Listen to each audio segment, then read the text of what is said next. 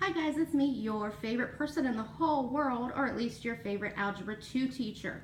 I told you guys I was going to make you a quick video because look what happens tomorrow. We have a quiz from 6-1 to 6-3. And I told you guys I would help you out. So what I did is I filled up this entire board with sample questions. And guess what? I'm sorry, I apologize. My face is not going to be on this entire video because I wrote everything out already to try to save time. But I promise I am behind the camera because someone has to hold it. See, here I am. Okay, so let's go ahead and get straight started right away. Okay, let's start with example number 1. This one is the graph shows the number of people at the mall on a Saturday from 10 a.m. to 9 p.m. We want you to interpret that graph. So look at the graph, and here is my interpretation. Yours is going to be very similar. You're going to include times and possible scenarios. So it's going to say the mall opens up at 8 a.m. and is busy until 1 p.m. So as you can see on the left, that kind of interprets the left side of the graph. Then customers leave to go to lunch. It gets busy again from 4 p.m. to 9 p.m. as people go to the movies and then go home afterwards. So that is a perfect example, well, not perfect, but a very good example of how to interpret that graph. Yours should be very similar. It should include times and possible scenarios. Okay, let's go on to number 2. A train is coming into the station. It starts slowing down at 300 feet before the platform and continues to slow at a rate of 10 feet per second. Complete the table and write an equation. So what I did here is I did T for time, D for distance. I started at 0, and 300 was going to be where you're going to start off with because that is what is in the original problem. Then I did 1, 2, 3, and 4. That stands for every 10 seconds. You can write it as 10, 20, 30, 40 if you want to, because it's really not going to change your final answer. I just try to simplify it as 1, 2, 3, and 4. Okay, so then what I did is I took 10 seconds, because that is the constant rate, off of every time above 0. So then that's how I ended up with 300, 290, 280, 270, and 260. So that table is complete. Now what we need to do is write the equation. So what I did first is I used slope. Remember, slope is y2 minus y1 over x2 minus x1. So what I did is I got 290 and 300 from the graph and 1 and 0 from the graph. So as you can see, and I'm sorry, not the graph, the table that we just made. It is 0, 1, 300, and 290. So I just put it in the correct order of y2 minus y1 over x2 minus x1. So that gave me negative 10 over 1 and simplifies to negative 10. So now that we've found slope, we've got to finish writing our equation. You're going to use point slope form, which is y minus y1 equals m, or your slope, times x minus x1. So I wrote y minus 300, which I got from the previous equation, equals negative 10, that's the slope we just found, times x minus 0. And I got the 0 as the x1 from the bottom of what we just did. Okay, so what you're going to do is multiply out the right side. You're just going to rewrite the left side, y minus 300, and multiply negative 10 times x. That'll give you negative 10x. Negative 10 times negative 0 is going to be 0, so that's why I just left it blank. Last thing you're going to do is you need to get y, or in this case I finished it with d and t for your final answer. You can use y and x, it does not matter. I was just trying to make it match my table that I just did. Okay, so once you add 300 to both sides, you get d or y equals negative 10 t or x plus 300. So that is going to be your equation. That's what I'm looking for. So no matter what time you put in from this table you just made, you're going to get the answers that are below the times. Okay, so that is what I am looking for. Let's move on to example 3. We're going to describe in behaviors. First we have f of x equals x squared plus 2 and g of x equals x cubed minus 4. So what I did over here is I first drew little examples of what these two functions would look like. So the first one's going to be that x squared one, and the second one is going to be that x cubed one. So you're always going to write as x approaches positive infinity and as x approaches negative infinity. This is always going to be the start to your answer. The second half of the answer is the interpretation of the actual graph. So for the first one is, as x approaches positive infinity, f of x approaches positive infinity. And that is because the right side of the graph is pointing upwards. Now for the second half, we write as x approaches negative infinity, f of x approaches positive infinity. We're looking at the left side of the graph. It goes up as well, so that's why we have positive infinity at the end. So now for this x cubed graph, again, we're going to write as x approaches positive infinity and as x approaches negative infinity. Then we're going to look at the graph and write our f of x answers. So in this case, as x approaches positive infinity, f of x also approaches positive infinity. The right side of the graph is going up. And as x approaches negative infinity, f of x approaches negative infinity. That's because the left side of the graph is pointing down. So this is a basic setup of what you're going to be looking for, or what actually I should say what I'm going to be looking for your answers. All right, let's move on to number 4. Keep going. We're about halfway done. Okay, so for this one, the cost to enter the park is $5 for the first 5 hours, then $3 per hour. Draw a graph and write a piecewise function. So we're going to look at this first. What I did is I started at $5 and I made it go, and it almost looks, I'm sorry, I was kind of a little off. This should end at 5 right here. So I was a little off whenever I was drawing. So for the first 5 hours, I'm keeping it constant at $5. Then at the next hour over, I am jumping it up by $3. So this one should be, this point here should be 5.5, and this next point here should be 6.8.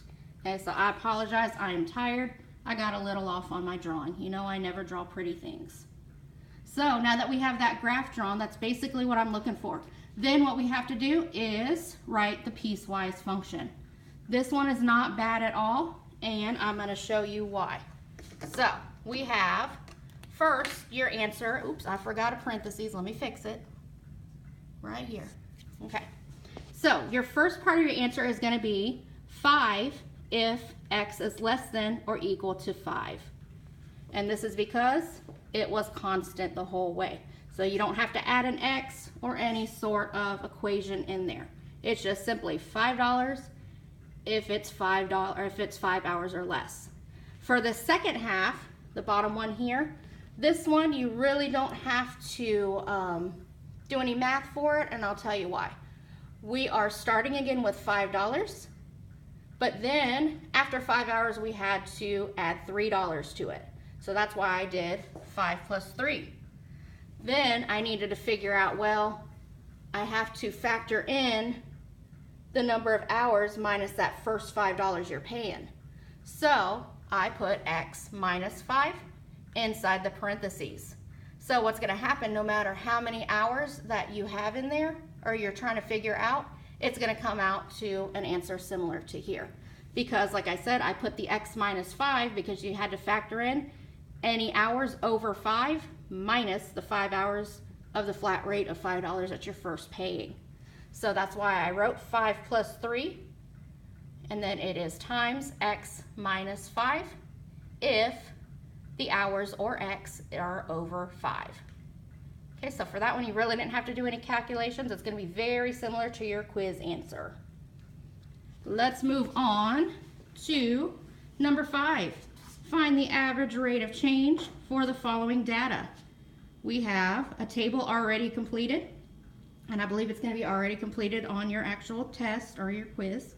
The first one, we have x's at 0, 3, 6, 9, 12, and 15. Then your y values are going to be 3, 12, 21, 29, 36, and 48. So for the rate of change, it's just like finding slope, hence why you see the slope equation right there. But the only difference is if you're doing average rate of change, you need to pick the two highest numbers and the two lowest numbers. So you need to pick the highest x, the highest y, the lowest x, and the lowest y. So you're going to use this equation again, y2 minus y1 over x2 minus x1.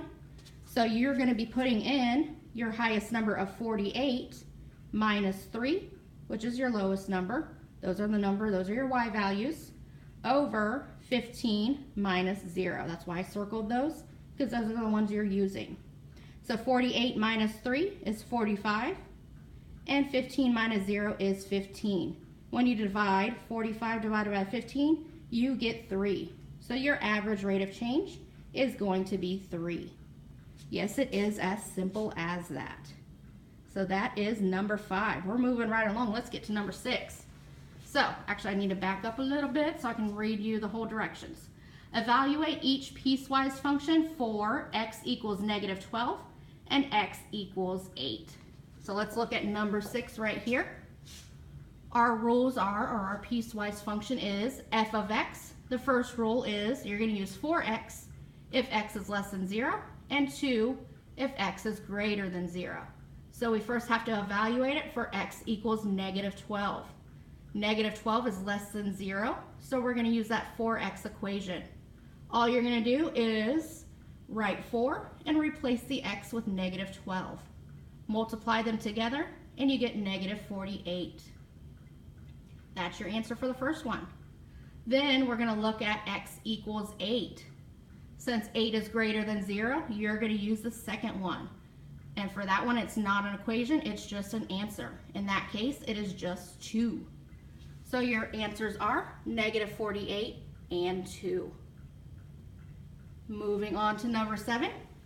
Same concept. This time you're just going to have to do a little more math. Not bad, I promise. So we're going to first have to evaluate x equals negative 12. This case we have 3x plus 6 if x is greater than or equal to negative 12, or the second rule of x cubed if x is greater than 7. Since we're looking at x equals negative 12, that first rule is going to apply. So we're going to use 3x plus 6.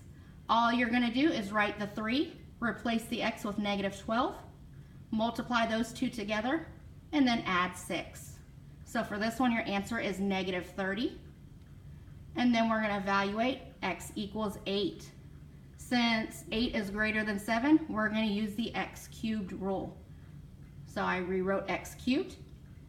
All we're going to do is replace that x with 8, and we're going to figure out what 8 cubed is. Your answer is 512. So your two answers are negative 30 and 512. Last but not least, this is a two-part question, and you're going to have two answers. For this one, number 8, a carpenter charges $15 an hour for up to 40 hours of work, and then $20 an hour for every hour worked over 40. For part A, you're going to write and graph a piecewise function. So we'll start with the graph on the left here. I just wrote a graph, drew one for you, all pretty like. You will have a graph already supplied, so you don't have to worry about the numbers. So what I needed to do first is find my first point. So logically, I wanted to start at figuring out how much this guy's going to make at $15 an hour working 40 hours. So I multiplied 15 times 40. That gave me 600. Next, I wanted to figure out, okay, if he's working 60 hours, we're going to have to factor in that $600 for working 40 hours, but then I need to know what he made for those additional 20 hours.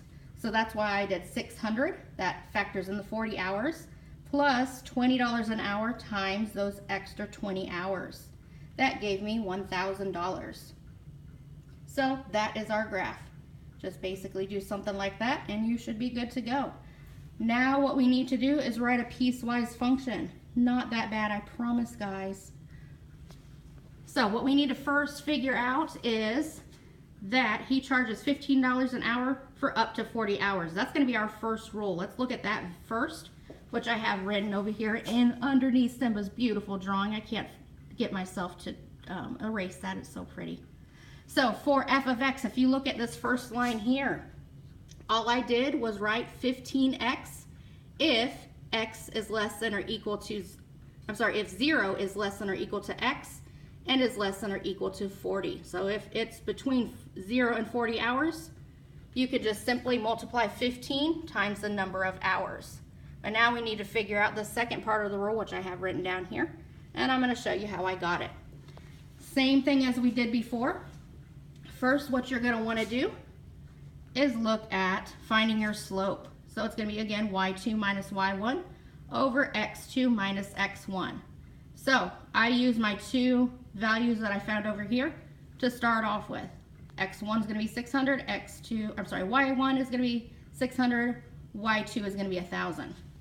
So I did 1,000 minus 600 on the top, and then 60 hours minus 40 hours on the bottom. Went to a different line because I ran out of room. That equals 400 over 20. I divided those two and my slope became 20. So now that I found that, I just have to write my last equation so I can put that as my second rule. We're going to use point slope again. If you can see the common theme. Point slope again is y minus y1 equals m, or your slope, times x minus x1. So I took my second number on the top for my y1. So it's y minus 600 equals 20, which is our slope we just found, times x minus 40. Again, that's our second value on the bottom, or our x1. So then what I did is I rewrote y minus 600, and then I set it equal to 20x, because I multiplied 20 by x, and then I multiplied negative 40 times 20. So it became 20x minus 800. Last but not least, I had to add 600 to both sides because I wanted y all by itself. So when I did that, I got 20x minus 200. So our rule became 20x minus 200 if x is greater than 40. So if he works over 40 hours, you're going to need to use the second equation. If he works less than or equal to exactly 40 hours, you're going to use rule number 1 for 15x. Okay. Now we have one more part of the question, and then that is it. Part B, how much does he earn for an 80-hour work week? So we're going to use that second equation because it's over 40 hours. So all I did was rewrite 20x minus 200, that's the rule. And then I plugged in 80 for x because they're wanting to know 80 hours. So 20 times 80 minus 200 is $1,400. So that's how much money he's going to work, or he's going to earn for working 80 hours in the week. Okay, so that is basically what you're going to be doing tomorrow. I'm going to keep these up on the board so that way you have a little bit of inspiration, a little bit of help for your quiz tomorrow. All right, guys, make sure you study and make sure you are ready to go. Also, there's going to be one bonus question that's going to be worth 5 points. So you have a chance to get over 100 this time. So, all right, I will see you guys later. I'm going to go home, all right? Bye, guys. Have a good night.